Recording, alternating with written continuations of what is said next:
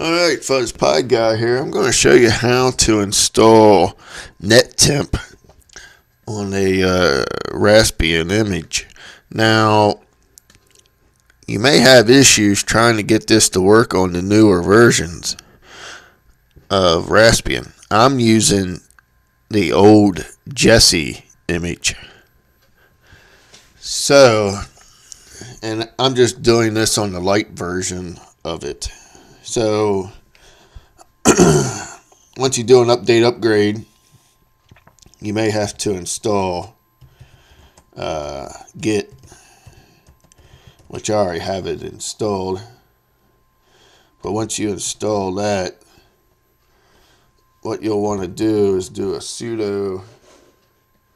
Then we're going to go ahead and make a directory here, which I have already done. So once you're into that, we're going to type in sudo again.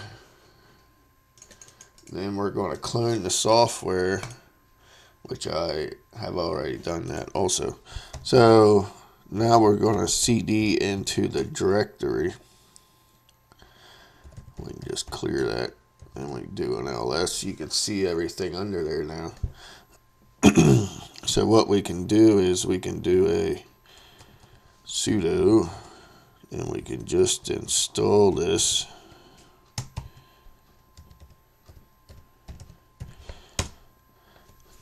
And you just hit yes.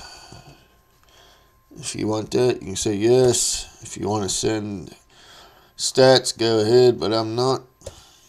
So this may take a while on the light version. It took a little bit of time. Because it had to download everything. But we'll see how long it takes here. It shouldn't take too much time. But this works through the web browser. And you'll go to the address of the Pi that this is running on. The IP address. So, alright, so now it's installed. And when you see OKs, that's a good sign. Alright, so now it's installed. And your username and password's admin. Now, when you get this, this is a good sign. When I tried it on the newest version of Raspbian, off the raspberrypi.org website, I wasn't getting this, and I couldn't get it to work. So now that this is done, we're done in the terminal. So we could just go to the IP address of the Pi. So I'll just refresh that. And when it comes up, it'll come up like this. So we'll just type in admin. Now, what we can do is scan, but it wants us to log in again, so we'll just type admin. Alright, so now we're in the main ordeal here. So if you want to do an update, you can do an update on your tools. You can reboot. There's a lot of things you can do in here. So, one of the first things I would recommend is changing the password. So we'll just go to status, go scan. And when you click on scan, you'll see all this stuff up here. You can hook up I2C stuff, IP cameras, and so on. So we'll just hit scan here. I don't have no sensors hooked up, but it may recognize, it should recognize the Pi. At least some of the stuff that's on the Pi. So it found this. So we'll go to devices here. And if you want it in Celsius, Fahrenheit, you can change it. So if we go under charts, It'll take a little bit of time, but you'll see charts there. So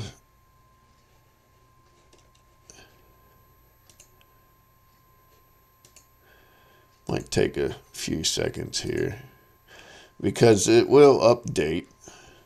You can change the settings of when you want it to update here, if I can find it.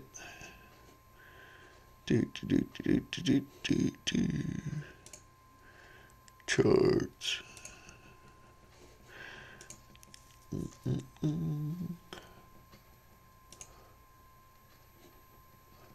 You can set your time.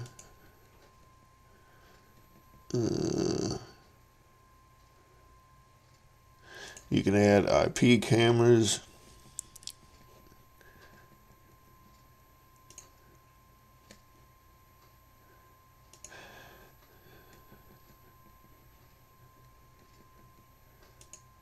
And this is a cool thing too. You can add widgets and stuff, so that works out pretty nice.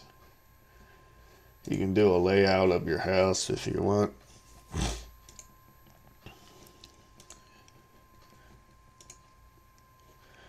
Alright, so if we go under system stat here, as you can see, it's showing my CPU, memory, and memory cache. So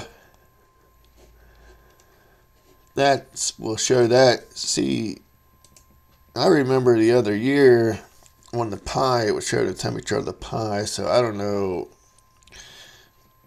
if something changed that no longer shows that, or if it's just the newer Pis.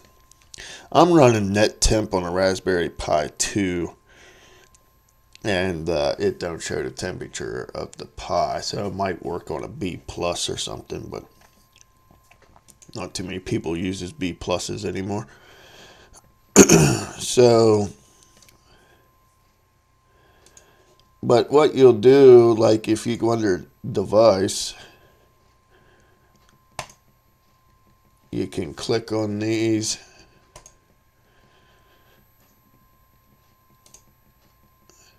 and we'll remove this. So let's say you want to hook up the DS, what is it, 18 something temp sensors. You know, you could click, say, on that if you want, and click whatever you'd like. But like, I know I just picked any of these, like 17 or something. Click on 17. You're running a 11 or a 22. You'll highlight whatever one you have. Then just select it, and it should show underneath here. So the ones we added. Now obviously it's going to wait, but it's not going to show anything because there's nothing hooked up to it.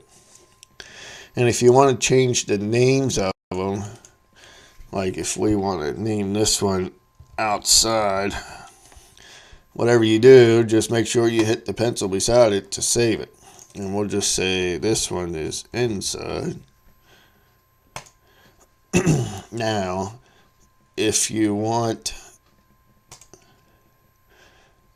the min and the max temp, you can do that. You want it to gauge, you can do that. So if we go back to status, it will show over here your minimum and maximum temperature of the day, week, month, and just do a little gauge here with the temperature and what it is, if it's pressure or temperature or whatnot. So this is saying 32 degrees Celsius, which obviously I don't know about that because I'm inside and it's 73. So, but I don't have no sensors hooked up, so But you just have to play around with it. I mean, it does a lot of stuff. This is an awesome program that really, you can do a lot. So you can, like I said, add cameras and everything. And I mean, there's just so much you could do. You can add pressure sensors and temp sensors and humidity sensors, and it goes on and on. So